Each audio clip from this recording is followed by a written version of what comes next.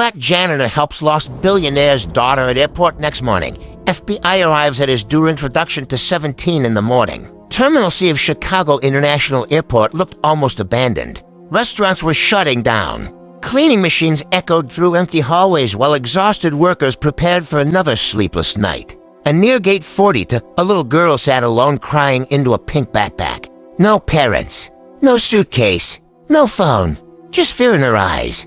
Hundreds of people walked past her without stopping. But one man noticed. A tired airport janitor named Marcus Raid. A man nobody ever paid attention to. What Marcus didn't know was that the little girl belonged to one of the richest families in America, and dangerous people were already searching for her. By sunrise, federal agents would surround Marcus's apartment, and his life would never be the same again. Section 1. The man everyone ignored. Marcus Reed had worked night shifts at Chicago International Airport for almost 11 years. Cleaning bathrooms, mopping floors, emptying trash cans. Most travelers barely noticed him. Life had crushed Marcus years ago. He once owned a small auto repair shop. He had a wife, a son, a normal life. Then his wife got cancer.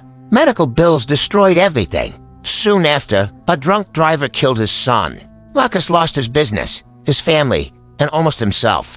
Now he lived alone in a tiny apartment, surviving one shift at a time. The airport distracted him from the pain.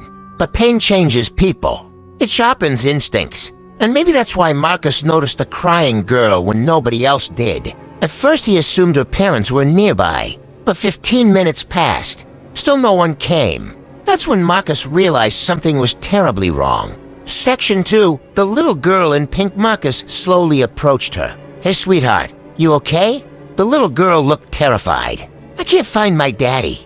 Marcus crouched beside her. What's your name? Sophie. How old are you? 7. Marcus looked around the terminal again. Nobody searching. Nobody calling her name or nothing. That immediately worried him. Airports constantly trained employees about missing children and trafficking risks. A child alone this long was dangerous. Do you know your daddy's phone number? Sophie nodded. Marcus called. No answer. Again. Voicemail. Then Marcus noticed something strange. Sophie's clothes were expensive. Very expensive. Attached to her backpack was a silver tag engraved with initials. AHG. Marcus didn't recognize them. But millions of Americans would have. Because they belonged to billionaire Alexander Hale Grant. And according to breaking news, he had just disappeared. Section 3. The man in the black coat. Marcus brought Sophie into a private employee break room near Terminal C. The girl finally calmed down enough to eat crackers from a vending machine. But Marcus couldn't relax. Something felt wrong. Then he saw him. A tall man wearing a black coat standing silently outside the hallway glass, watching Sophie but not moving, just staring. Marcus instantly felt danger. Years earlier, Marcus had served in the military before life fell apart, and his instincts never disappeared. Every instinct in his body screamed that the man outside was trouble. Then Sophie whispered, "That's the bad man." Marcus froze. The bad man? The one Daddy said to hide from. A cold chill ran through Marcus's chest. This wasn't a normal missing child situation anymore. Someone was hunting this little girl, and Marcus had accidentally stepped directly into it. Section 4. Breaking news. The television inside the break room suddenly switched to breaking news. Billionaire CEO Alexander Hale Grant has reportedly disappeared following a possible security incident at Chicago International Airport. Sophie pointed at the screen instantly. That's my daddy. Marcus nearly dropped the remote. The report showed security footage of Alexander Grant arguing with several men near a private terminal entrance before the footage abruptly cut off. Then loud pounding hit the break room door. Airport security. Marcus approached cautiously. Something felt off immediately. No visible badges. No radios. Silence. Then Sophie whispered, "That's not security." Suddenly the hallway lights shut off. Darkness swallowed the terminal, and someone started forcing the door open. Section 5. The escape. Marcus reacted instantly. He shoved the vending machine against the door while Sophie cried behind him. Metal groaned as the men outside pushed harder. Marcus looked around quickly. Only one exit remained. A maintenance hallway behind the storage lockers. "Come on," he whispered.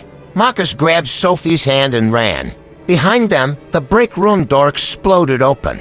Footsteps followed instantly. Marcus and Sophie sprinted through underground airport service tunnels while emergency lights flashed overhead. The men chasing them shouted into radios. They were hunting them. Marcus finally hid Sophie between maintenance trucks in an underground parking area. Then his phone rang. Unknown number. Marcus answered carefully. A deep voice spoke immediately. You have something that belongs to us. Marcus stayed silent. Leave the girl near exit B, the man continued, or you die before sunrise. The line disconnected. Sophie looked up at Marcus with terrified eyes. And for the first time in years, Marcus felt like he had something worth protecting again. Section 6. The truth about Sophie. Marcus knew he couldn't trust airport security anymore. Whoever wanted Sophie had powerful connections. So Marcus contacted an old friend from his military days, retired Detective Raymond Cole. Ray arrived 30 minutes later in an old pickup truck. The second he saw Sophie, his expression changed. You have no idea what you're caught in, he warned. During the drive, Ray explained everything. Alexander Grant had secretly been helping federal investigators expose corruption inside his own company. Someone at Grant Dynamics had been selling classified technology overseas. Billions were involved, and powerful executives were desperate to silence him. That's why Sophie became leverage. Then Ray revealed the worst part. Alexander Grant might already be dead. Sophie overheard everything. My daddy promised he'd come back. Marcus looked at her in the mirror, and suddenly he remembered his own son. The same helpless eyes, the same fear. Something inside Marcus changed that night, because for the first time since losing his family, he cared about someone again, and he refused to let another child suffer. Section 7, FBI. At the door. At 7:12 the next morning, violent pounding shook Marcus's apartment door. Federal agents. Marcus immediately pulled Sophie behind him. Outside, FBI agents flooded the hallway with rifles drawn. Marcus slowly opened the door. An agent stepped forward holding a badge. Marcus Raid, yes, you're being questioned regarding the disappearance of Alexander Hale Grant. Before Marcus could respond, Sophie suddenly ran forward. He saved me. The agents exchanged confused looks. Then another voice spoke from behind them. Stand down. A tall woman in a dark suit stepped into the hallway. Special Agent Eleanor Torres. She looked directly at Marcus. You're not under arrest, she said quietly. You're the reason that little girl is still alive. Marcus finally exhaled. But the nightmare wasn't over, because Eleanor revealed shocking news. Alexander Grant had been found alive that morning, drugged, beaten, locked inside an abandoned warehouse. And according to Alexander, Marcus Reed was now the only man he trusted. Section 8. The offer 12 days later, Marcus visited Alexander Grant in a private hospital suite. Sophie hugged her father tightly while tears rolled down Alexander's face. Then the billionaire looked at Marcus. I owe you everything. Marcus shook his head. I just helped a little girl. Alexander stared silently for several seconds. Then he asked, why? Marcus looked down. Because nobody helped my son. The room fell silent. For the first time in years, Marcus told someone the truth about losing his family. And for the first time in years, someone truly listened. Because underneath the billions, the power, and the headlines, Alexander Grant was just another broken father. Conclusion. Weeks later, the entire country knew Marcus Reed's story. The janitor who saved a billionaire's daughter. But the biggest change wasn't fame. Alexander later funded a national foundation led by Marcus to help protect missing children in airports across America. Hundreds of kids were later rescued because one janitor noticed what everyone else ignored. And Sophie never forgot him either, that birthdays, that holidays. Family dinners. Marcus was always there. The lonely janitor who thought life had ended years ago had unknowingly found a second chance at family. Because sometimes one small act of kindness can save far more than a single life.